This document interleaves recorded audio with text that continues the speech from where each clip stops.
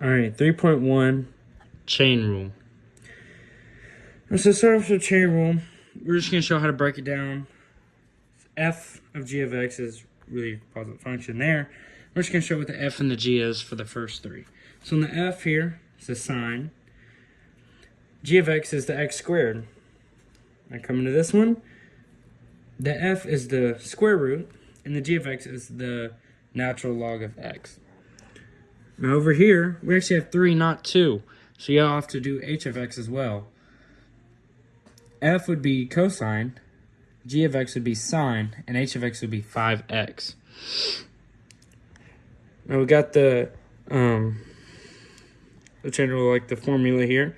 So the derivative of f of g of x is the derivative of the whole function plus g of x over the derivative of g of x times the derivative of g of x. Yeah, just the derivative of g of x. So starting with number 1 here. So we're trying to find the derivative of f of x. We're going to do first, find the derivative of the whole function.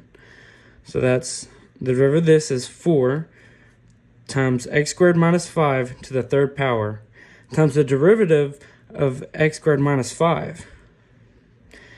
Now, just move this down. The derivative of x squared minus 5 is just 2x.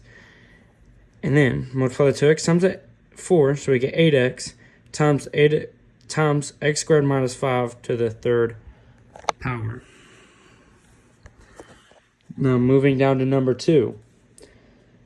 We're trying to find the derivative of g of x.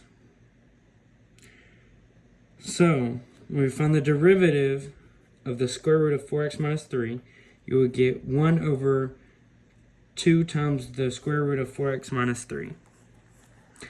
And then you just have to find, then you got to find the derivative of just 4x minus 3, which is just 4. So when you multiply 4 times 1, you'll get 4 over 2 times the square root of 4x minus 3. The 4 and the 2 reduce. So your final answer of 4 divided by the square root of 4x minus 3. Now number 3, we're trying to find the derivative of h of x. So we find the derivative of the whole function first, which is 2 sine 5x times the derivative of sine 5x. And you will get 10 sine 5x cosine 5x.